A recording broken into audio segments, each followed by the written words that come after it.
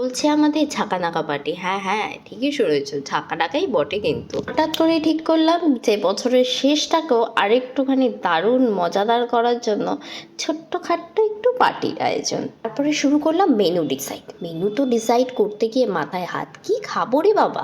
তারপরে আমাদের ঠিক হলো dry chilli chicken, chicken sauté, আর মিক্সড ফ্রাইড রাইস আর chilli chicken. Mixed fried rice আর চিলি চিকেনটা বাইরে থেকেই আমরা অর্ডার করেছিলাম যদিও বা, কারণ সেটা করার জন্য আমাদের হাতে টাইম ছিল না। এটা করতে করতেই রাত 8টা বেজে গেছিল। দায়িত্ব ছিল বাজার করা আর আমাদের দায়িত্ব ছিল রান্না করা। কথা মতোই কাজ সব কমপ্লিট করে আমরা চলে গেছিলাম মজা করতে। দেখো আমার দাদার গান, এমন গান গাইলো, গান গাইতে গাইতে লাইটটা যে ঝাঁকানাকা লাইট লাগানো ছিল খুলে পড়ে গেল, ব্যাস গোটা ঘর অন্ধকার। তারপরে যাই হোক লাইট ফাইট জ্বালিয়ে সেটাকে খুঁজে বার করা হলো, ব্যাস তারপরে দাদা আবার নিজের ফর্মে ফিরে চলে এসছে। গান সে অসাধারণ গান, তার সাথে আমাদের নাচ, খাওয়া দাওয়া।